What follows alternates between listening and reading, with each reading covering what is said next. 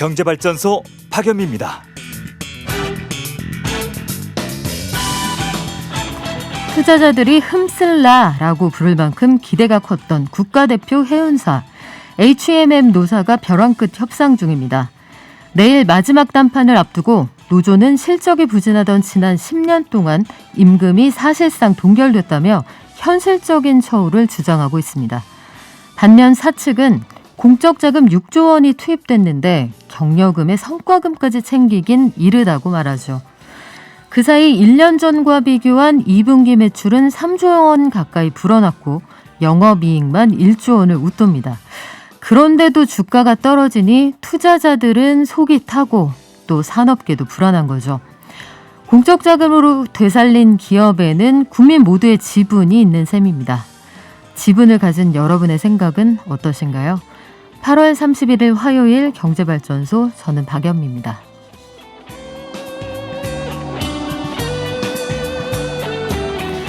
아이들이 코로나 시대에 학교에 갈지 말지, 아니면 어느 곳에 백신을 더 투입해야 할지, 이걸 보여주는 게 모두 통계입니다. 일상생활과 가까이 맞닿아 있는 이 통계를 기리는 날이 9월 1일인데요. 내일 통계의 날을 앞두고 K통계 시스템 어디까지 와 있는지 통계청장님 모시고 알아보죠. 그리고 어제 발표된 뉴스인데요. 14만 가구분의 신규 공공택지 추진을 한다고 하는데 실질적으로 어떤 액션 플랜 가지고 있는지 알아보겠습니다. 또 2분위 가구 전세보증금이 1년 사이에 40% 이상 뛰었다. 역시 통계군요. 어떤 내용인지 정리해 보겠습니다. 박연미의 경제픽, 소신껏 일하면 먹고 사는데 문제없는 세상을 위해서 우리 대한민국 자영업자분들이 현실적으로 어떤 고민 가지고 있는지 이야기 들어보고요. 경제탐사 시간에는 P2P를 통해서 돈을 빌린다. 개인과 개인이 금융권을 뛰어넘어서 돈을 꾸고 또 빌려준다는 얘기인데 당국의 문턱을 넘은 P2P 금융의 현실 자세히 알아보죠. 그럼 먼저 증시가겠습니다. 미래에셋증권 미디어 콘텐츠 본부의 서상영 본부장 연결돼 있습니다. 안녕하세요. 네, 안녕하십니까. 네, 간밤 뉴욕 증시부터 정리할까요? 일단 미국 증시는 코로나 관련 이슈로 다우지수가 하락 전환하는 등 혼조 양상을 보이기도 했었습니다. 그렇지만 대형 기술주 중심으로 강세를 보이자 재차 상승 전환을 했고요. 이후 호재성 재료가 유입된 일부 기술주 중심으로 쏠림 현상이 나타난 가운데 여행, 레저, 항공 등 경제 정상화 관련 종목군은 부진을 보이는 종목 차별화가 진행이 되었습니다. 결국 미증시는 이런 차별화로 기술주 중심의 나스닥과 강세가 뚜렷한 반면에 다우지수는 하락하는 등 혼조 마감을 했습니다.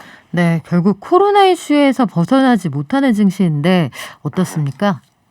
일단 EU가 미국을 안전여행 목록에서 제외한다고 발표를 했어요. 이게 2개월 만에 이거를 다시 제외했는데 미국 방문자들에게 더 엄격한 통제를 할 것이라는 점, 그리고 최근 미국 코로나 신규 확진자 수가 급증하자 이러한 통제를 단행한 것인데요. 물론 이제 이미 알려져 있던 내용이었지만 최근 상승을 하던 여행, 레저, 항공 같은 경제 정상화 관련 종목군의 하락을 부추긴 요인이었습니다. 더 나아가서 남아공 변이 바이러스가 이제 베타 변이 바이러스인데 이 베타 변이 바이러스의 변종이 좀 발견이 되었습니다. 일부는 확산과 백신 돌파가 나오고 있다라고 주장하고 있다는 점도 여전히 코로나 이슈에 자극을 줬고요. 물론 이제 아직은 어떤 영향을 주는지 확신하지 못하고 있지만 델타 변이 바이러스보다도 면역 회피 특성이 더 많을 수 있다는 우려가 좀 있는 상황이고 그렇기 때문에 전반적으로 경제 정상화 관련된 종목군 중심으로 약세를 보인 특징이 있었습니다. 반면에 기술주들은 좀 올라가는 것 같더라고요. 네, 애플이 3% 넘게 상승을 했는데요. 아이폰 13에서 저궤도 인공위성을 이용한 통신 기능이 탑재될 것이라는 루머가 이제 발표가 되면서 애플이 상승을 했고, 특히 거기서 같이 불거졌던 위성 서비스 제공업체인 글로벌 스타가 무려 64%나 큰 폭으로 상승을 했습니다. 여기에 이제 아마존도 2% 넘게 상승을 했는데 핀테크 업체인 어펌 홀딩스와 파트너십을 체결을 해서 구매 후 후불 서비스, 그러니까 어떻게 보면 신용카드라고 보시면 될 것 같습니다. 그걸 발표하면서 아마존의 매출이 좀 증가할 것이라는 소식이 전해지면서 강세를 좀 보였고, 페이팔도 있습니다. 페이팔도 네. 4% 가까이 상승을 했는데 고객 대상으로 미국 주식 거래 서비스를 제공한다라고 발표를 했어요. 그러다 보니까 이제 경쟁이 좀 나올 수가 있는 로비넛 같은 경우는 6% 넘게 하락을 했고요. 뭐 거기다가 뭐 스텔란티스 같은 경우는 크라이슬러하고 PSA하고 합병 회사인데 이 회사가 이제 반도체 칩 부족으로 유럽 일부 공장의 생산이 중단된다. 이거 발표가 되면서 하락을 했고 GM이나 포드 같은 경우도 약세를 좀 보였고 전반적으로 이렇게 뭐 큰 변화를 보이기보다는 개별 종목 이슈에 따라서 변화를 보인 점이 특징이라고 보시면 될 것 같습니다. 네, 우리 장은 어떻게 출발했습니까? 일단 전반적으로 미국 증시가 상승을 하긴 했지만 일부 개별 기업들 중심으로 쏠림 현상이 나타나면서 상승 종목보다 하락 종목이 훨씬 더 많았었거든요. 그러다 보니까 투자 심리가 위축됐고 당연히 우리나라 주식시장도 하락 출발을 하는 모습을 좀 보였습니다. 대체적으로 대부분의 종목군들이 하락한 가운데 자동차라든지 방금 전에 그 미국 증시에서 하락을 했었던 그 관련된 그 금융이라든지 이런 종목군 중심으로 해서 매물이 나오면서 약세를 보이고 있는 게 특징이라고 보시면 될 것 같습니다. 네, 지금까지 서상영 미래에셋증권 미디어 콘텐츠 본부 본부장이었고요. 방송 끝날 때 다시 만나겠습니다. 고맙습니다. 네, 감사합니다. 네, 우리 코로나19 확진자 수 4자릿수인 지가 꽤 오래됐습니다. 불필요한 이동 자제해 주시고 되도록 집에서 안전한 시간 보내시기 바랍니다. 방역수칙 지키기, 선제검사 받기, 이제 우리 일상이 됐죠. 우리가 이동하지 않으면 코로나도 이동할 수 없습니다. 시민 여러분 모두 열심히 협조해 주시기 바랍니다. 샵 0951로 방송 중에 문자 주시면 추첨해서 녹용 선물 세트 보내드리죠. 짧은 문자 50원, 긴 문자는 100원입니다. 깨어있는 경제발전소. 매일 아침 9시 경제를 이해하는 똑똑한 습관. 경제발전소 박연미입니다. 지난 7월에 산업 생산을 보면 생산과 소비가 2달 만에 모두 줄었다. 혹은 오랜만에 중소기업의 경기가 나아졌다. 이런 모든 숫자로 정리되는 일상생활의 현상을 바로 통계라고 합니다. 통계라는 건 결국 숫자를 통해 우리가 가진 한정된 자원을 어떻게 최적화해서 나눌 것이냐 이걸 정해주는 기준 같은 건데요. 그 기준을 만드는 분입니다. 내일 9월 1일이 통계의 날인데요. 세계적으로도 알아준다고 하는 K통계 시스템 어디까지 와 있는지 류근관 통계청장님 모시고 말씀 나눠보겠습니다. 안녕하세요. 예, 안녕하세요. 귀한 자리 초대해 주셔서 감사드립니다. 네, 이른 아침에 감사드립니다. 지난번에 나오셔서 저희한테 조곤조곤 물가랑 현실의 차이는 이렇습니다. 이런 것들 알려주셨는데 지난번에 경제총조사라고 우리가 경제 바로미터를 알 수 있는 조사 진행한다고 하셨어요. 그 잘 마무리가 되셨습니까? 네, 우선 코로나19로 어려운 가운데 조사에 응해 주신 소상공인 기업인 여러분께 감사드립니다. 그리고 전국에 걸쳐서 14,000분의 조사 요원, 지자체 공무원분들께서 헌신적으로 조사해 주셨습니다. 감사드립니다. 전체 대상 업체 337만 개 업체 중 응답해 주신 분 그리고 조사해 주신 분들의 노력에 의해서 무려 99.8% 응답률로 성공적으로 조사가 마무리됐습니다. 그렇군요. 이 통계라는 게 선진국일수록 정교하고 또 통계가 즉시적으로 반영이 되기 때문에 정책을 수립하는 데 아주 유효하게 쓰인다고 알고 있거든요. 네. 그런데 통계청이 통계 날을 맞아서 이제 앞으로 K통계 시스템 이렇게 바꾸겠습니다. 이런 계획을 갖고 계시다면서요? 네, 그렇습니다. K통계 시스템 두 축입니다. 하나는 자료가 연계될수록 가치가 증가합니다. 그래서 네. 연계의 축을 만들고 또 다른 쪽으로는 연계된 자료가 정보 보호가 안 되면 치명적입니다. 그래서 정보 보완이 또 다른 핵심 내용입니다. 그래서 연계와 정보 보완화의 활용 이 두 가지를 내용으로 하는 K통계 체계를 현재 구축 중에 있습니다.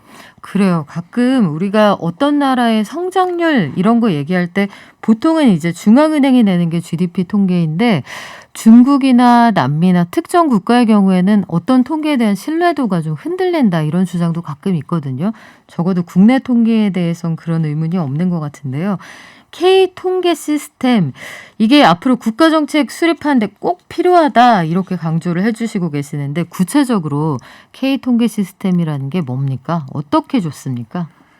큰 틀에서 보면 우리나라 통계체계가 분권형 체계라고 해서 각 부처, 지자체 나름대로의 통계를 만들어냅니다. 우리 통계청은 국가 중앙통계기관으로서 그 전체 자료에 대해서 연계도 하고 품질 관리도 합니다. K통계책이라고 하는 것은 이 작업을 좀 더 효과적으로 그리고 좀 더 안전하게 해서 더 많은 데이터를 더 안전하게 쓰자 이런 겁니다. 예를 들어 말씀드리겠습니다. 네.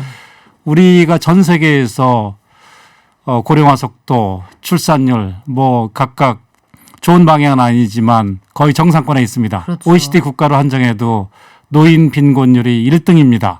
이런 상황에서 우리 노인분들께서 현역에서 은퇴하시면 결국 생활비가 어디서 나오느냐? 각종 연금에서 나올 수가 있겠습니다. 그러면 연금이라는 것이 여러 종류가 있습니다. 직역연금이 있고 퇴직연금이 있고 개인연금이 있고 기초연금, 주택연금, 농지연금 이 모든 소스들을 연계해서 파악해야만 한 개개인의 은퇴하신 분이 어느 정도 소득을 올리시는지 사각지대는 얼마인지 파악할 수가 있습니다. 현재 이런 연계 데이터가 아쉽게도 국내에 마련되어 있지 않습니다. 우리 통계청에서는 이 작업을 지금 적극 추진하고 있습니다. 그 너무나 필요한 자료 같은데 예컨대 어린이들에 대한 뭐 급식 자료 이런 게 필요하다라고 하면 무상급식을 통해서 충분히 급식이 제공되고 있는지 뭐 코로나19 이후에 혹시 이 급식으로부터 벗어나서 결식이 되는 아이들은 없는지 이런 것들도 결국은 다 통계의 영역이 될 텐데 앞으로 이 통계를 통해서 저희가 궁금해하는 것들에 답을 탁탁 주셨으면 좋겠다 이런 생각을 했어요. 사실은 통계청장님 오신다고 해서 지금 추석 연휴가 다가오고 있지 않습니까? 네네. 아마 지금 방송 들으시는 분들 제일 걱정하시는 게 추석 어떻게 해야 되지? 물가가 너무 올랐는데 이런 생각 많이 하실 거예요.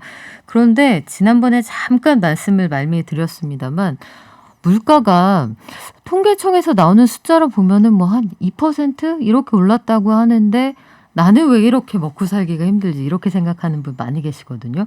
그 차이가 왜 벌어지는 건지 설명을 좀 부탁드릴게요. 예, 지금 뭐 추석 말씀하셨는데 추석 때 구매하는 상품 농수산축산물이 많습니다.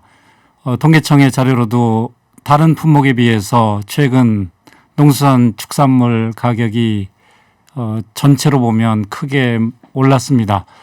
그럼에도 불구하고 전체 소비자 물가지수가 국민 여러분들께서 체감하시는 것보다 덜 올랐다고 느끼실 수 있는 게 횡적으로 보면 개인마다 소비하는 바스켓이 다릅니다. 계란값 올랐는데 계란 많이 사는 사람은 물가가 너무 올랐다 이렇게 느끼겠군요. 그렇습니다. 그리고 두 번째로는 물가가 오를 때는 통계청이 매달 발표하는 소비자 물가지수의 경우에는 최대 한 달 시차가 있을 수가 있습니다. 그래서 올라갈 때는 지금은 더 올랐는데 통계청 조사 시점은 그거보다 과거이기 때문에 그 시차에서 오는 차이가 있을 수도 있겠습니다. 세 번째로는 인식의 차이도 조금은 있을 수 있을 것 같습니다. 예를 들어서 작년하고 올해 보면 등록금 같은 것이 많이 무상 교육이 되면서 절감됐는데 그런 쪽은 피부에 덜 와닿고 대신에 매일 장에 가서 구매하시는 식품 이런 것들은 더 크게 다가오고 그럴 수가 있을 거라고 생각합니다. 개인의 소비 성향도 있을 거고 일시적인 수급 문제도 있을 거고 말씀하신 것처럼 등록금은 1년에 2번 내잖아요. 그러니까 매일매일 사러 가는 장바구니 물가하고 내가 실질적으로 보고 있는 무상 등록금 혹은 반값 등록금 이런 것들의 혜택은 좀 와닿지 않을 수 있다. 이런 것들이 생각이 되네요. 그러면 통계라는 게 결국은 그 국민들의 신뢰 하에 있어야 이게 결국은 효용성을 갖게 되는 것인데 말씀하신 것처럼 통계청이 소비자 물가가 현실을 가급적이면 반영하게 하기 위해서 주기적으로 그 물가 산정한 데 넣는 품목들도 바꾸고 방식도 바꾸는 걸로 알고 있거든요.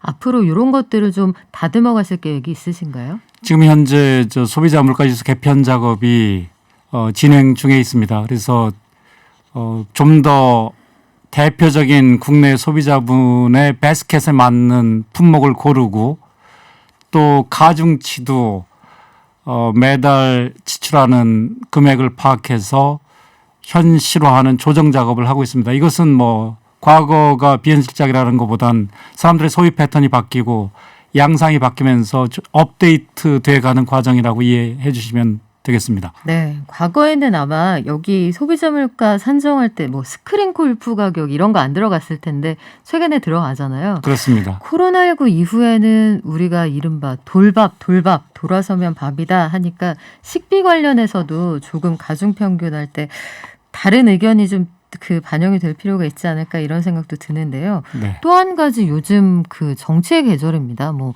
정부 기관과 정치의 계절 딱 와닿는 이슈는 아닐 수 있지만 사람들이 굉장히 궁금해하는 게 그 대선 후보에 대한 여론조사 지지율 이런 게 나오면요. 어디는 누가 앞서고 어디는 누가 앞서는데 이 들쑥날쑥해요. 그리고 같은 시기에 비슷한 인구를 대상으로 조사를 했는데도 어떨 때는 격차가 좀 더 벌어지고 이런 차이는 왜 나타나는 겁니까? 결국 통계라고 하는 것이 모집단 전체를 조사하는 게 아니고 나름대로 조사 기관마다 대표성 있는 표본을 뽑아서 통계를 냅니다. 통상 1,000명을 조사하고 네. 언론에서 표현되는 대표적인 표현 방식이 95% 신뢰 수준 하에서 오차 한계는 플러스 마이너스 3.1%다 이렇게 네. 되어 있습니다. 여기에 여러 가지 숫자가 나오죠. 1,000명을 조사했다. 더 많은 분들을 조사하면 좋겠지만 돈 예산과 이런 그쵸. 문제가 있기 때문에 1,000분을 조사했고 그렇기 때문에 한계가 있습니다. 그 한계를 숫자로 표현한 것이 우리 옛날 표현에 10중 8구라는 게 있지 않습니까? 10중 8구. 그것을 신뢰도로 표현하면 85% 신뢰도일 것 같습니다. 네. 근데 그거보다는 더 높은 신뢰 수준을 확보하기 위해서 10중 90을 요구하고 있는 거죠. 10번 중에 9번 내지 10번 맞춘다. 그게 퍼센트로 하면 95% 신뢰도일 것 같습니다. 그 정도 맞추려고 그러면 오차 한계를 어느 정도 인정해야 된다. 이것을 종합한 표현이 1,000명을 조사한 결과 95% 즉 10중 9, 10번 맞추려고 그러면 대략 오차 한계를 플러스 마이너스 3.1%는 둬야 된다. 이런 얘기입니다. 근데 지금 말씀하신 것처럼 여론조사 기관마다 과연 그 1,000명이 대표성 있게 뽑아졌겠느냐. 네. 여기부터 잘못될 여지가 없지 않겠습니다. 소집 과정에서 문제가 생길 수도 있는 거예요. 예, 응답률이 보통 보면 대표성 있게 1,000명을 선택했지만 그 1,000명이 다 응답해 주는 게 아니죠. 그렇죠. 근데 무응답 하신 분들이 응답하신 분들과 정치 성향이 다르다 그러면 응답하신 분들만 가지고 작성한 통계가 대표성이 없을 수도 있겠습니다. 아, 그래서 통계라는 게 참 알면 알수록 재밌기도 하고 어렵기도 한데요. 저희 나중에 그 통계란 무엇인가 관련해서 강의를 한번 청해야 될 것 같은 생각이 기회 들어요. 주시면 기꺼이 하겠습니다. 네, 이 귀한 자리에 초대해 주셔서라고 말씀하셨는데 귀한 시간 내주셔서 정말 감사드리고요. 오늘 류근관 통계청장님과 함께했습니다. 고맙습니다. 대단히 감사합니다.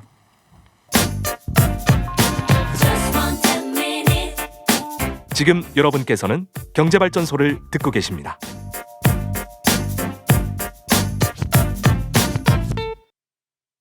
네, 매일 아침 쏟아지는 경제뉴스 아침에 10분만 투자하면 충분히 따라잡을 수 있습니다. 10분 경제 한겨레 신문 이지혜 기자가 정리했습니다. 안녕하세요. 안녕하세요. 네, 오늘도 통계로 시작하네요. 정부가 어제 14만 가구가 들어갈 수 있는 신규 공공택지를 조성하겠다 이런 얘기를 했어요. 예, 어제 정부가 이사 공급 대책의 마지막 신규 택지를 공개했습니다. 애초에 그 이사 대책 당시에는 25만 호 물량의 신규 택지를 계획했었는데요. 그 광명시흥 투기 의혹 때문에 신규 택지 공개가 보류됐다가 이 중에 14만 가구분이 어제 발표가 된 겁니다. 수도권 물량은 총 12만 가구인데요. 이 중에서 신도시급 물량으로는 의왕, 군포, 안산의 4만 1천 가구인데요. 여기가 서울시 경계에서 약 12km 남측에 위치한 곳이고요.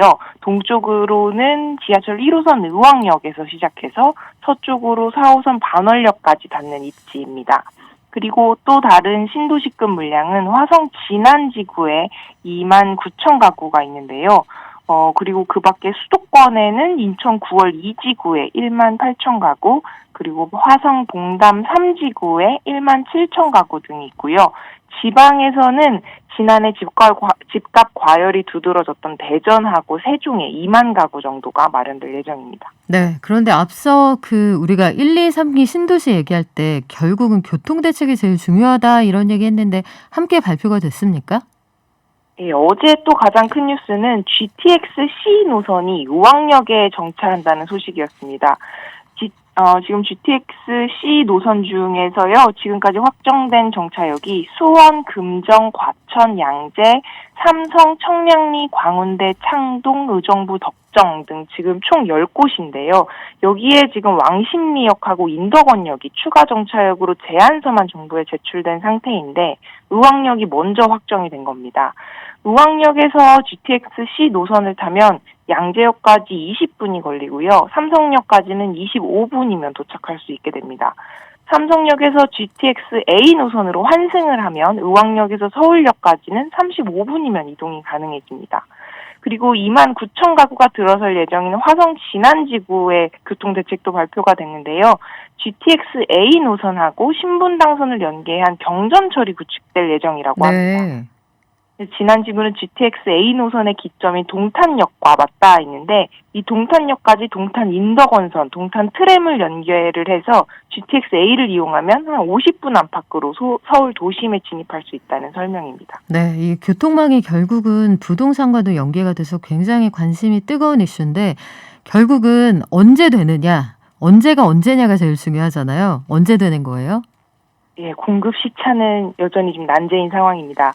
정부는 신속히 추진하겠다고 하는데 사실 3차 공공택지 분양 시점은 2026년으로 전망이 되고 있고요. 여기에 입주 시점까지는 1, 2년이 더 소요가 되기 때문에 사실상 3차 택지는 6, 7년 뒤에나 실거주가 가능하다는 뜻입니다. 정부의 공급 확대 메시지가 계속 나오고 있는 것 자체는 긍정적인데 이게 당장 시장 안정에 영향을 주기는 어렵다는 평가가 나오고 있고요.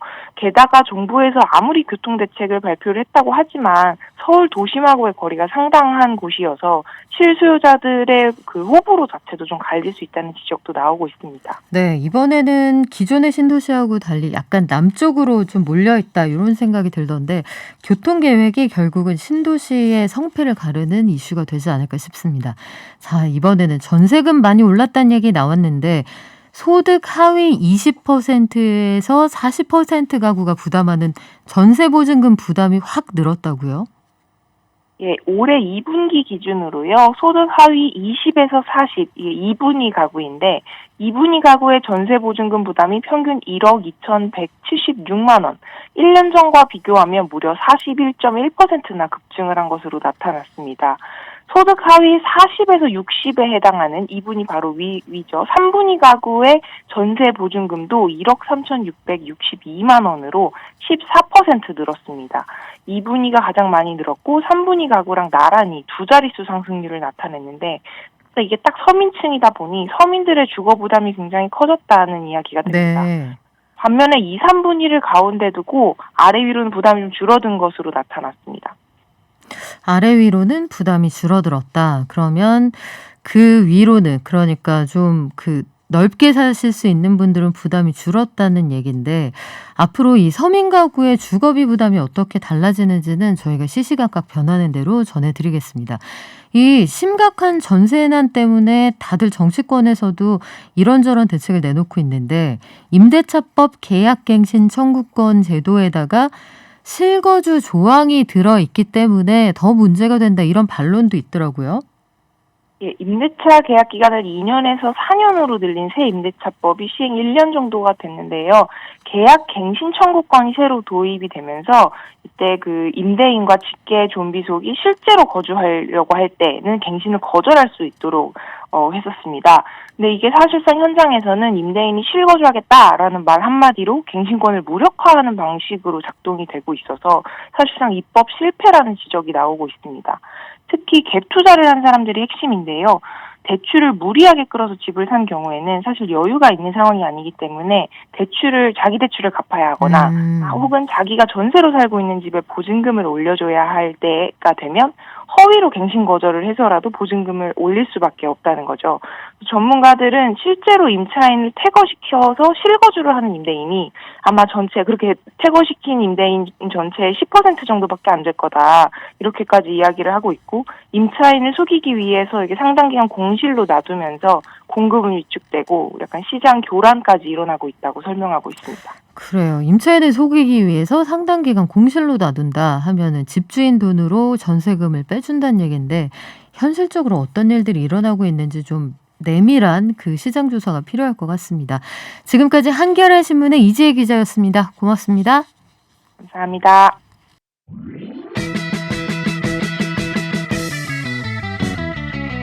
발빠른 경제발전소. 경제발전소 박연미입니다에서는 여러분의 소중한 의견을 받고 있습니다. 짧은 문자 50원, 긴 문자 사진 문자 100원, 샵 0951 또는 TBS 앱을 통해 받습니다.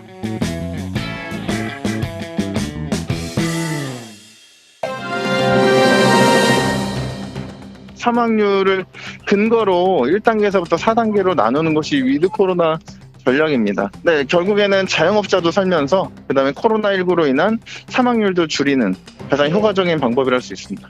지금 코로나19 이후에 총 대출 규모는 지금 840조를 넘어선 지 오래됐습니다. 네, 이 정도로 지금 자영업자들은 빚에 허덕이고 있고 거기에다가 얼마 전 기준금리가 0.25% 인상이 돼서 이제 더욱더 부채 증가 속도는 빨라질 걸로 예상이 되고 있습니다. 자영업자들의 그 파산의 규모는 올해 연말에는 어마무시한 매장 개수들이 또 자영업자들이 파산 신청을 할 걸로 예상이 됩니다.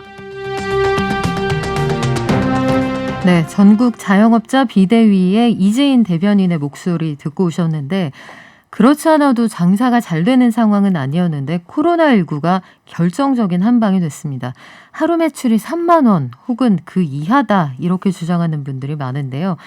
열심히 일하면 먹고 사는데 문제가 없어야 하는데 지금의 현실은 적어도 그렇지 않은 것 같습니다. 오늘 박연미의 경제픽에서는 대한민국 자영업자들의 얘기를 들어봅니다. 자영업자들을 만나고 직접 현장의 목소리 담아온 오마이뉴스의 신나리 기자 모셨습니다. 안녕하세요. 네, 안녕하세요. 네, 일단 자영업자분들이 얼마나 힘드실까 이런 생각은 들어요. 이 전 사회가 코로나19 이후에 집단적 우울증에 걸렸다 싶을 정도로 행복하지 않은 상황인데 그중에서도 가장 큰 비용을 치르고 있는 게 아마 자영업자들 아닐까 싶거든요. 부산에 이어서 경남 창원 김해에서도 자영업자들이 거리로 뛰어나왔습니다. 그만큼 상황이 심각하다는 얘기겠네요. 네, 그렇습니다. 그 코로나로 인한 사회적 거리두기 조치가 이제 1년 6개월을 넘어가고 있으니까요. 여기에다가 4단계 거리두기도 한 달이 넘었죠. 그래서 최근에는 이제 대출금리까지 인상이 돼서 자영업자들은 진짜 뭐 한계에 다다랐다 이런 호소들이 많이 있었습니다. 현장에서 직접 만나서 사장님들 얘기 들어볼 때랑 저희가 지나가다가 차 타고 공실이 늘었구나 이렇게 느낄 때가 좀 다르잖아요. 직접 만나보니 뭐라고 하시던가요? 그러니까 우리나라는 약간 퇴직하고 왜 치킨집 사장님이 된다는 말이 있을 정도로 자영업자들의 천국이잖아요. 근데 이분들 대다수가 생활고를 겪고 있다라고 보면 될 것 같습니다. 그러니까 수치로만 봐도 이런 것들이 잘 드러나 있는데 대출을 받은 자영업자 10명 중 1명이 여러 금융기관에서 돈을 빌리는 고위험군으로 볼 수도 있을 것 같습니다. 한국은행에서도 그런데요. 그 얘기를 들어보면 금융안정보고서만 봐도요. 금융권의 그 자영업자 누적 대출 규모가 3월 말 기준으로 831조니까 지금은 더 많은 금액이 누적이 됐겠죠. 네, 그리고 이제 빚으로도 가계 유지비를 또 내기 어려운 상황이었어서 제가 취재한 자영업자 분들도 사실 2명 중에 1명꼴로는 추가로 본인이 아르바이트를 하시는 분들도 많았어요. 내가 내 가게를 하는데 그걸로는 소득이 충분치 않아서 아르바이트를 하신다고요? 그렇죠. 이제 새벽에 배달 알바를 하시거나 아니면 이제 오전 장사를 하시는 분들은 또 뭐 심야나 밤 오후에 다른 가게에 나가서 직접 또 본인이 아르바이트생이 되는 거죠. 그래요. 그러면 실제로 만나뵀던 분 사례를 우리가 구체적으로 한번 들어볼까요? 네. 부산에서 이자카야를 운영하시는 이제 가장 최근에 통화한 분은 그분의 같은 경우도 이제 이자카야니까 아무래도 저녁 오후부터 5시부터 이제 가게 문을 열어서 가게를 운영하시는 분인데 9시까지만 운영을 할 수 있잖아요. 그럼 이 4시간에 그 매출이가 뭐 하루에 3만 원, 5만 원 이 정도인 거예요. 한 테이블 정도 받고 그러다 보니까 이제 알바를 자정부터 그 다음 날 또 다시 오전 6시까지 배달 아르바이트를 한다고 하시는 분들도 있었고요. 네, 대부분이 비슷한 상황입니다. 그래요. 지금 오마이뉴스 기사를 보니까 심야 차량 시위에 참여하신 분들의 상황을 보면 호프집이나 지금 말씀하신 그 일본식 선술집 이런 곳들은 대부분 식사 마치고 2차로 가는 곳이라서 오후 10시까지라도 영업이 됐을 때는 7, 8시에도 오는 손님이 있었는데 네네. 그마저 발길이 끊겼다 이런 말씀들을 하시더군요. 업종에 따라서 피해 규모가 좀 달라질 것 같은데 업종별 분위기는 어떻습니까? 맞습니다. 뭐 사실은 이렇게 술을 마시고 보통 노래방을 가기도 하잖아요. 그러니까 노래방 같은 상황은 또 다 같이 9시 이제 영업 제한을 당하니까 손님이 끊긴 상황이 있고 또 이런 호프집이나 카페, 식당 뭐 이런 분들도 다 이 시간의 제한을 좀 가장 많이 고통을 호소하고 계신데요. 전반적인 분위기상 자체가 너무 자영업자들의 이 침울한 상황이어서요. 업종별 약간의 격차는 있겠지만 사실은 다 같이 그 어려움에 처해졌다 이렇게 보셔도 될 것 같습니다. 그런데 이 자영업자분들이 대출을 받는 그 케이스를 보니까 은행권에서는 이제 한도만큼 돈을 빌려서 네. 이금융권 이상으로 넘어가신다는 얘기가 많더라고요. 네. 이제 정부가 여러 대책을 마련하고 뭐 소상공인 대출도 있었지만 이게 아무래도 한계가 있다 네. 보니까 그리고 누적되는 그 빚은 늘어나고요. 뭐 이를테면 지금 고정비, 그러니까 임대료나 인건비 이런 같은 경우는 매달 나가는 거니까요. 장사가 안 돼도 그래서 어쩔 수 없이 이제 제2금융권으로 눈을 돌려서 거기에서 또 대출을 추가적으로 받는 경우들이 많습니다. 그러면 우리가 고용지표 얘기를 한번 해볼게요. 조금 전에 통계청장님도 다녀가셨지만 우리가 고용률하고 취업률은 작년보다 나아졌다 이런 네네. 뉴스들이 나오거든요. 네네. 그러면 물론 이제 자영업자들의 경우에는 고용원 없는 사장님이 많이 늘어나고 있으니까 내가 나를 고용하는 형태이겠습니다만 고용률이나 취업률이 늘어난다는 건 종업원 뽑는 가게가 많아졌다는 뜻 아닐까 이런 생각도 드는데 이 지표하고 현장 사이에 거리가 꽤 있다면서요? 네, 그걸 조금 제대로 파악을 해봐야 할 것 같은데요. 정부 발표는 당연히 취업자 수가 4월 기준 전년 동기 대비하면 한 65만 2천 명 정도가 증가를 했다고 발표를 했어요. 그런데 이 일자리가 과연 어떤 일자리였는지 그 일자리의 질을 따져봐야 하지 않나 싶습니다. 일부에서는 실제 이 수치가 노인 일자리 등 그러니까 정부가 재정을 투입해서 일시적으로 만든 일자리에 대한 의존도가 높아졌다. 이런 이야기가 있습니다. 왜냐하면 이 취업자 수가 늘어난 거를 연령대별로 비교를 좀 해보면요. 60세 이상 일자리 증가가 46만 9천 개였어요. 그러면 늘어난 일자리의 대부분을 이 노인 60대 이상의 연령층에서 소화를 했다는 건데 반면 그 말씀하신 뭐 아르바이트나 재취업을 했던 30대, 40대 같은 경우는 30대는 9만 8천여 개, 40대는 12,000여 개의 일자리가 외려 줄은 상황이었습니다. 그게 연령대별로 보면 결국은 정부가 만들어내는 공적 일자리 이외에는 시장이 자체적으로 만들어내는 일자리가 쉽지 않다는 얘기인데 네. 사실 돌아보면 그렇습니다. IMF 때도 그랬고 금융위기 때도 희망근로, 공공근로 이름은 달랐지만 정부 재정으로 받쳐주는 일자리가 한동안은 쿠션 역할을 할 수밖에 없는 시기가 있거든요. 그러면 자영업을 어렵게 유지하시는 분들의 현실을 조금 더 자세히 들여다볼게요. 우리 신나리 기자님이 쓰신 기사를 보면 하루 매출이 3만 원 이게 기사 제목인데 매출이 이 정도면은 사람을 쓸 수가 없잖아요. 네. 그러면 나홀로 사장님이 주문 받고 음식 만들고 배달까지 혼자 다 하시는 체제겠군요. 네, 실제 그렇습니다. 이 자영업자들 입장에서는 임대료만큼 부담스러운 게 인건비인 경우가 많으니까요. 결국 가장 먼저 해고되는 게 지출을 줄일 수 있는 게 자영업자들 입장에서는 아르바이트생이다 보니까 아르바이트생을 먼저 자르고 그리고 본인이나 가족들을 동원해서 조리와 배달을 소화하고 있었습니다. 네. 그렇군요.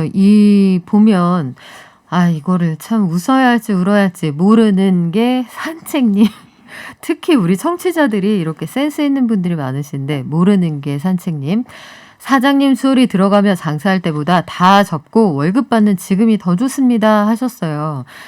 이 산책님이 진짜 좋아서 좋다고 하시는 건 아닐 테고 그만큼 마음고생이 심하셨다는 얘기인데 이런 생각이 듭니다. 그러면 그렇게까지 어려우시면 그 장사를 접고 다른 데 다시 취직하시는 쪽을 알아보는 게 좋지 않을까 이런 생각하는 분도 있을 텐데 진짜 안타까운 건 폐업도 내 맘대로 못 한다면서요. 예, 맞습니다. 이 폐업을 선택하는 자영업자들이 사실 예상만큼 많지는 않는데요. 그 이유가 뭔가 들여다보면 막상 폐업을 하게 되면 재난지원금 같은 정부의 각종 지원을 받지 못합니다. 지금 5차 재난지원금까지 지급이 되고 있는 상황인데 그리고 이런 재난지원금도 포기를 해야 하고 동시에 지금까지 아까 쌓인 대출이 굉장히 많다고 했잖아요. 네. 그런 것들을 일시에 상환해야 돼서 당연히 그 생계 자체가 위협을 받아서 울며거자먹기로 영업을 지속하는 분들이 상당했습니다.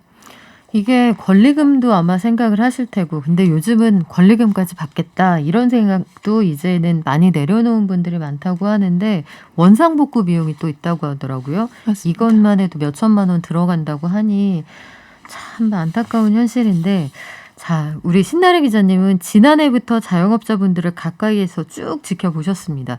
지난해 우리가 올해 여름까지 이러고 있을 줄은 몰랐거든요. 네. 지난해부터 쭉 지켜보시니 자영업자분들의 현실이 어떻게 달라지던가요?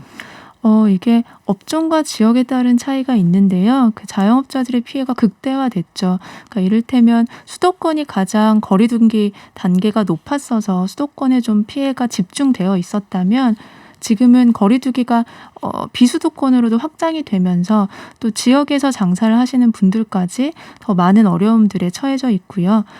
그리고 이제 생각해 보면 이게 코로나라는 전염병 때문에 우리가 그 거리두기라는 초유의 상황을 처음 모두가 맞이했잖아요. 그러니까 먹고 마시고 누군가를 만나고 몇 명을 만나야 되는 모든 것에 제한을 받아야 되는 상황이어서요. 이런 상황들을 앞에서 자영업자들은 사실 그 가게를 어떻게 생계를 유지해야 할지 난감해들 하시죠. 그래요. 코로나19 이후에 제가 가장 피부로 와닿게 느끼는 점은 절대국가의 재림이라는 점입니다. 우리나라뿐만 아니라 모든 나라에서 국가, 지자체가 역사상 이 정도로 그 강력한 힘을 발휘한 적이 있었나 이런 생각이 드는데 어쩔 수 없는 상황이지만 자영업자분들 참 답답하실 텐데 뭐가 제일 시급하다고 하시던가요? 그러니까 일단은 많은 요구는 시간 제한, 인원 제한을 좀 풀어달라고 하는 겁니다. 그리고 우리가 코로나 이후에 계속 확진자 수의 좀 세기 방식에서 치명률, 그러니까 코로나가 얼마나 그 치명적인가에 대해서 좀 방역 정책을 이제는 바꿔야 될 때가 아니냐. 그리고 계속 그 말씀하신 것처럼 통계에 기반해서 업종별로 방역 수칙을 조금 더 세분화해서 짰으면 좋겠다. 이런 많았고요. 그리고 또 방금 말씀드린 것처럼 그러니까 폐업을 하게 되면 대출을 일시에 상환을 해야 하고 이분들은 인건비나 임대료나 이런 고정비가 매달 들어가고 있는 상황이라서요. 네. 이런 이제 가게를 유지하기 위한 지원금, 재난지원금으로는 충분하지 않고 요 고정비에 대한 실손 보상을 좀 해달라. 이런 요구가 상당했습니다. 같은 의견을 주시는 분들이 많으시네요. 3098님. 아니 아르바이트 하는 사람들 내보내고 정부에서 실업수당 줘야 하고 그럴 바에야 그 돈으로 자영업자 미리 지원해서 살게 해주는 게 나은 거 아닌가요? 악순환입니다. 이런 말씀 해주셨고요. 0907님 1인 사장입니다. 코로나도 아프지만 지금 경제적인 고통보다 더 아플까 싶습니다. 코로나보다 지금의 경제적인 어려움이 더 힘들다고 말씀하셨는데 다들 참 어려운 구간을 보내고 있는 것만은 분명해 보여요. 그렇지만 정부도 손을 놓고 있는 건 아닐 거 아니에요. 뭔가 네. 하고 있지 않습니까? 맞습니다. 정부도 사실 수차례 재난지원금을 마련을 해서요. 자영업자들을 지원한 것도 사실입니다. 그 소상공인 대상으로 하는 5차 재난지원금은 그러니까 금액도 계속 확대가 돼서 최대 2천만 원까지 되고 있으니까요. 근데 이 문제는 사실 자영업자들이 어려움을 얘기하는 건 이게 매출 이익을 기준으로 해서 책정되는 금액이라서 네. 방금 말씀드린 고정비, 임대료나 전기세, 수도세 이런 거에 대한 지원은 전혀 없습니다. 또 5차 재난지원금 같은 경우에는 지원 요건을 보면 2021년 7월 6일 기준 폐업 상태가 아니어야 한다는 조항이 있습니다. 근데 자영업자들은 이때도 그 코로나였잖아요. 그래서 이제 지난해부터 이어진 코로나로 이미 폐업을 한 분들도 있는데 이분들은 지원금에서도 배제를 또 당하는 거죠. 폐업을 하고 싶어도 폐업할 수 없고 울며 겨자 먹기로 장사는 못하는데 임대료는 나간다. 네. 참 어떻게 출구를 찾아야 할지 고민스럽습니다만 적어도 이 임차인인 자영업자만 이 비용을 과도하게 부담하는 건 정의롭지 않다 이런 생각이 들거든요. 건물주들은 어떤 일을 하고 있는지 우리가 사회적으로 어떻게 책임을 나눠야 할지 이 부분에 대한 기준을 정치권이 마련해 줘야 하는데 구체적인 얘기는 아직 없는 것 같네요. 결국은 그러면 거리로 나오는 자영업자는 계속 늘어날 것 같은데 자, 위드 코로나라는 얘기가 대선 주자들 사이에서 심심치 않게 나오고 있어요. 이제 코로나를 상수로 두고 그냥 치료해 나가면서 일상으로 돌아가는 수밖에 없다 이런 얘기를 하는데 자영업자분들은 이런 방식에 대해서 어떤 입장입니까? 너무 환영하고 기다리고 있는 방식입니다. 왜냐하면 이제 위드 코로나라는 게 자영업자들이 더 이상 망하지 않고 살 수 있는 최소한의 환경이 만들어지는 조건이라고 보고 있고요. 그리고 이거는 기존의 방역 체계가 바뀌는 거잖아요. 거리 두기의 방역이 아니라 치명률을 관리하자라는 건데 이제 코로나를 독감처럼 생각하면서 이런 치명률 중심의 거리 두기를 하자면 위드 코로나 시대로 접어들면 자영업자들도 최소한의 숨통은 조금 열릴 수 있지 않을까라고 생각하며 많은 기대를 좀 걸고 있습니다. 네, 그럼 우리 신나리 기자님이 현장에서 한 2년여 동안 자영업자들의 현실을 지켜보셨는데 공실률이 늘어가는 주요 상권을 보면서 나라면 이런 걸 한번 해볼 텐데 이렇게 제안해 보실 만한 정책이 있었어요? 글쎄요. 근데 정말 많은 지역들 중에서 빈 사무실도 되게 많고요. 이런 또 청년 창업이나 이런 곳들이 가장 먼저 타격을 많이 받았다고 하더라고요. 근데 이제 공실률 관리도 그렇지만 또 그러니까 이분들이 그러면 이후에 어떻게 지금 왜 코로나 때문에 이 어려움을 겪었고 어떤 지금 현상에 놓여 있는지에 대한 관리, 지자체가 될 수도 있고 문을 닫은 자영업자들을 좀 이야기들을 듣고 이 사람들의 이제 다음 단계들을 좀 지원하는 것도 필요하지 않나 이런 생각들이 좀 들었습니다. 그렇군요. 그래요. 여러 가지 생각이 드는데 최근에 저는 그 뉴스가 갑자기 떠오르네요. 독일에서 갑자기 지금 월세가 너무 많이 올라서 독일의 지방정부가 한 20만 호 정도를 강제로 몰수를 해서 이거 굉장히 극단적인 조치입니다만 예컨대 몰수를 해서 임대료를 좀 동결하거나 일정 부분 이상 올리지 못하게 하는 내용을 주민투표에 붙인다고 하더라고요. 그렇게까지는 할 수 없을지 모르겠으나 적어도 임차인이 혼자 소위 독박을 쓰는 이 구조는 좀 바꿔야 하지 않을까 이런 생각이 듭니다. 지금까지 오마이뉴스의 신나래 기자였습니다. 고맙습니다. 네, 감사합니다. 깊이 있는 경제 발전소. 시민과 함께 공부하는 경제 시사 프로그램 경제발전소 박연미입니다. 임차인과 임대인 사이의 관계를 좀 조정해야 된다는 의견들이 많습니다. 이게 자본주의 사회에서 할 소리냐 이러실지 모르겠는데 자본주의 사회지만요. 최소한의 공정은 우리가 보장하기 위해서 개인 자유에도 제한을 두잖아요. 사회적으로 풀 수 있는 아이디어, 이거는 아이디어로 풀어야 되는 그런 문제인 것 같습니다. 누구 한 사람이 너무 힘들어지면 사회 시스템을 받쳐주기 어렵지 않을까요? 자, 그 사이에 중앙일보의 홍지유 기자님 오셨습니다. 안녕하세요. 안녕하세요. 네, 오늘 홍지유 기자님하고는 개인 간의 사금융이라고 볼 수 있는 P2P 금융 얘기를 해볼 건데 사실 예전에는요. P2P라고 하면 노래 다운받거나 영화 주고받거나 이런 식의 서비스로 많이 이용을 했거든요. 근데 이제는 은행이나 저축은행 건너뛰고 개인 간에 돈을 꿔주고 이자 내고 이런 게 많이 벌어지고 있는 모양이에요. 이런 일이. 네, 맞습니다. 그 개인 간 파일을 주고받았던 것처럼 그 파일 대신 돈을 주고받는다고 생각하시면 됩니다. P2P라는 것 자체가 개인 대 개인이라는 뜻인데요. 그러니까 돈을 빌려주려는 사람 그리고 돈을 빌리려는 사람 이 두 사람을 연결해 주는 것이 P2P가 하는 일입니다. 돈을 상환할 능력이 있는 차주를 선별해서 투자자들에게 소개를 해주고 또 이 차주들에게 이자를 받아서 투자자에게 나눠주는 역할을 P2P가 한다고 보시면 됩니다. 이런 P2P를 정식 금융업자로 등록시킨 게 바로 온라인 투자 연계 금융업법이라고 불리는 온투법인데요. 금융업은 규제 산업이기 때문에 라이선스가 꼭 필요합니다. 그런데 P2P는 과거에 없었던 형태의 금융 산업이잖아요. 그렇죠. 그래서 온투법이라는 새로운 라이선스를 만든 것이다. 이렇게 보시면 됩니다. 금융업이 다 그렇지만 온투법 또한 진입 규제가 있어요. 네. 그래서 자기 자본이 최소 5억 원 이상 있어야 되고 뭐 또 통신 보안 설비가 있어야 되고 임원 중에 금고 이상 실형을 받은 사람이 있어서는 안 되고 이런 여러 가지 규제가 있습니다. 그래서 이런 규제를 통과한 업체들만 온라인 투자 연계 금융사, 즉 P2P사로 등록할 수 있도록 했습니다. 소비자 입장에서는 내가 여윳돈이 있으면 이걸 다른 사람에게 빌려줘서 내가 이자 수입을 얻을 수 있고 또 돈이 필요하면 은행 말고도 뭐 또 카드론 말고도 갈 곳이 하나 더 생겼다 이렇게 보시면 됩니다. 그래요. 그러면 우리가 소위 급전이 필요할 때 갈 수 있는 곳이 하나 더 생겼다. 근데 이게 이자가 너무 비싸거나 소비자 보호가 안 되면 안 될 텐데 P2P 대출 상품 중에 뭐가 있고 금리는 어느 정도입니까? 네, 가장 대표적인 상품이 주택담보대출, 주담대와 신용대출입니다.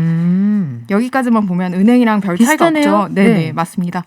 은행에서 집을 맡기고 은행에서도 집을 맡기고 이제 대출을 받을 수 있잖아요. 그래서 P2P에서도 그걸 똑같이 하실 수 있습니다. 일단 주담대는 최대 집값의 70% 혹은 80%까지 나오고요. 만약 10억짜리 집이 있다 이러면 최대 7억 원에서 8억 원까지 대출을 받을 수 있습니다. 물론 기존 은행에서 같은 집을 담보로 대출을 받았다면 그 기존 대출을 차감한 나머지 액수만큼을 받을 수 있는 것이고요. 네. 그런데 다만 금리가 매우 비싸다는 점, 이 점을 유의하셔야겠습니다. 주담대의 경우 연 7에서 10% 수준입니다. 7에서 10%요? 네, 맞습니다. 은행권 주담대가 평균 2에서 3% 초반대 정도잖아요. 네. 그럼 그걸 고려하면 3배 이상 비싸다 이렇게 생각하시면 될 것 같고요. 또 신용대출은 금리가 연 5%에서 20% 정도다 이렇게 공시를 하고 있는데 평균적으로는 한 연 10%에서 11% 금리 정도의 차주들이 돈을 빌린다고 합니다. 그리고 또 한도는 연 최대 50만 원인데 실제로 받아가는 금액은 실제로 대출을 하는 금액은 1,000만 원에서 2,000만 원 정도다. 그리고 고객들의 신용등급은 4에서 7등급 사이라고 합니다. 그러면 연 10에서 11% 금리에 평균적으로 2천만 원을 빌려가신다. 신용대출 기준으로 보면 기존의 이금융권에서 좀 고금리로 돈을 빌리셨던 분들이 중금리로 갈아타겠다 이런 수요가 좀 많을 것 같은데 이 P2P를 통해서 주택담보대출까지 이렇게 큰 돈까지 빌려주는지는 저는 처음 알았거든요. 정부의 LTV 규제를 비켜가는 이 새끼리다 이런 비판도 있더라고요. 예, 맞습니다. 그게 LTV라는 게 결국 집값의 몇 %까지를 대출로 내주느냐 하는 지표잖아요. 그런데 지금 서울을 비롯한 투기 지역은 LTV가 40%입니다. 그러니까 집값이 9억이면 3억 6천만 원까지 대출을 내준다는 뜻입니다. 그런데 어떻게 P2P는 대출이 70%, 80%가 나오냐 이렇게 궁금해하실 텐데요. P2P가 LTV 규제에서 제외돼 있으니까 이거는 정부 방침을 역행하는 것이다 이런 비판이 나왔고요. 그래서 P2P사에서 자체적으로 주택담보대출을 내줄 때 신규 주택 구입용 대출을 취급하지 않도록 자체적으로 규제를 하고 있습니다. 그러니까 내가 집을 새로 사려고 하는데 돈이 부족해서 P2P에서 대출을 받는다? 이건 아예 불가능한 것이고요. 아, 이제는 안 되는군요. 예, 네. 맞습니다. 그렇다면 누가 주담대를 받을 수 있냐? 이미 주택을 가지고 있는 사람들 있잖아요. 네네. 이미 주택을 가지고 있고 내가 이 주택을 담보로 생활자금을 받겠다 혹은 사업자금을 마련하고 싶다. 이런 분들이 P2P를 통해서 최대 70%, 80%까지 대출을 받을 수 있습니다. 아, 사기 전에 이 돈을 꺼서 이 돈 가지고 사는 건 안 되고 이미 내가 그 집을 등기로 내 걸로 소유하고 있는 사람이 그걸 맡기고 돈을 고리에 꾼다는 얘기인데 이 P2P 상품들이 생각해보니까 카카오페이 같은 핀테크 기업에서도 한동안 연계 상품이 많았거든요. 이게 요새는 잘 안 보이더라고요. 그 왜 그렇습니까? 네, 올해 초 시행된 금융소비자보호법, 금소법 때문입니다. 금소법에 따르면 금융상품을 중개하기 위해서는 금융상품 판매 중개업자로 등록을 해야 합니다. 그런데 카카오페이는 금융상품 판매 중개업자가 아니라 전자금융업자입니다. 그래서 카카오페이 플랫폼에 다른 금융상품을 중개해서 팔면 금소법 위반 우려가 있다. 이게 금융당국 입장입니다. 그래서 중개를 하는 게 문제가 된다 하니까 카카오페이가 우리가 P2P를 중개한 것이 아니라 이거는 단순히 광고를 해준 것이다. 광고를 실어준 것이다. 이렇게 주장을 했습니다. 네. 하지만 당국은 예컨대 카카오페이 플랫폼에서 투자하기 버튼을 클릭하면 바로 계약으로 넘어가고 네. 또 플랫폼에서 청약 서류를 작성을 할 수 있고 또 카카오페이 플랫폼 내에서 이 서류를 제출할 수도 있고 이런 점에서 이거는 광고가 아니라 중개다 이렇게 결론을 내렸습니다. 그래서 카카오페이는 당국 유권 해석을 수용해서 서비스를 중단하기로 했습니다. 투자 중개액이 맞는 것 같은데요. 이거 보통 부동산가도 왜 우리가 서류 작성, 뭐 제출 이런 거 대신 해주시면 이런 그렇죠. 걸 중개업이라고 하잖아요. 네, 맞습니다. 그래요. 그러면 P2P가 이 돈을 빌리는 분들은 골이라는 걸 알고 들어가셔야 된다는 점이 하나 있는 건데 투자하시는 분들도 있잖아요. 내가 여기다 소액을 투자했지만 이자가 제법 괜찮습니다. 해서 뭐 소액이라도 투자한다는 분들 계신데 투자자들도 반드시 주의할 사항이 있다고요? 네, 일단 원금 보장이 안 되는 투자 상품이다라는 점에 유의하셔야겠습니다. 이게 예금처럼 원금이 보장되는 상품이 아니기 때문에요. 분산 투자를 하는 게 매우 중요한데요. 분산 투자를 하면 수익의 변동성을 낮출 수 있고요. 또 분산 투자의 채권 수가 100개 이상일 때 원금 손실률이 확실히 낮아졌다고 합니다. 이건 P2P사에서 자료를 제출한 내용이고요. 또 같은 투자 금액이라도 더 많은 채권, 그러니까 더 많은 차주에게 적은 돈을 여러 명에게 빌려주는 것이 유리하다. 투자 측면에서도 더 유리하다. 그리고 세금 절사 혜택으로 인해서 절세 효과도 높아진다고 합니다. 또 이제 P2P사들이 채권당 최소 투자 금액을 5,000원에서 10,000원 선으로 맞춰놨어요. 그러니까 네. 내가 만약에 100만 원을 투자하고 싶다? 이러면 100명에게 10,000원씩을 빌려주는 식으로 투자를 할 수 있는 겁니다. 그렇군요. 네, 그리고 본인 자산 현황을 고려해서 상환 방식, 또 만기, 이 사람이 돈을 언제 갚을 수 있는가 이런 거에 당연히 유의하셔야겠고요. 또 당연한 말이지만 P2P가 일확천금을 얻을 수 있는 투자처가 아닙니다. 그러니까 예적금 대비 3배에서 5배 정도의 수익률을 원한다. 그러니까 연간 5% 정도의 수익을 목표로 한다. 그런 고객들에게 적합한 상품이라고 생각합니다. 그래요. 뭐든지 계란을 한 바구니에 담으면 안 된다. 이런 것들은 좀 주의하시면 좋겠고요. 업체가 얼마나 믿음직스러우냐 요거 보셔야 될 텐데 지난주에 관련해서 등록을 받았다고 하니까 내가 거래하는 업체가 등록된 업체인지 요것도 꼭 확인을 해보시기 바랍니다. 지금까지 중앙일보의 홍지유 기자와 함께했고요. 오늘 말씀 고맙습니다. 감사합니다. 증시 가볼까요? 서상영 이사님 나와 계시죠? 네, 안녕하십니까. 본부장님이시죠. 제가 이 승진하셨는데 자꾸 이렇게 헷갈립니다. 지금 시장 어떻습니까? 전반적으로 시장은 보합권에서 등락을 좀 보이고 있고요. 잠시 후 10시에 중국의 제조업 지수가 이제 발표가 되는데 그 결과에 따라서 이 방향성이 좀 결정될 것으로 예상을 하고 있고, 전반적으로 잭슨홀 컨퍼런스 이후에 주요 경제지표 결과에 따라서 그 시장의 방향성이 달라질 수가 있기 때문에 내일 우리나라 수출입 통화라든지 미국의 ISM 제조업 지수, 그다음에 금요일 날 미국의 고용 보고서 등을 지켜보면서 시장에 투자하시는 게 바람직하다라고 봐야 될 것 같습니다. 네, 오늘 오후장은 어떨까요? 전반적으로 시장 자체는 방금 전에 말씀드렸던 것처럼 10시 이후에 중국의 제조업 지표 결과가 예상을 하회할 경우에는 차익 매물이 좀 나오겠지만 그보다 잘 나오게 된다라면 대체적으로 시장은 반등을 좀 더 키울 가능성이 높다라고 봐야 될 것 같습니다.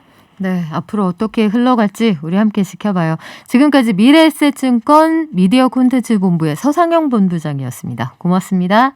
네, 감사합니다. 네, 당분간 증시 상황 좀 어려울 것 같습니다. 그래도 저희가 꼼꼼하게 짚어드리고요. 0837님, 주부지만 공부 시간 따로 낸 것처럼 유익하게 공부할 수 있습니다. 고맙습니다 하셨고요. 3860님, 결국 개인 고리대금업자가 많아진다는 것 아닙니까 하셨는데요.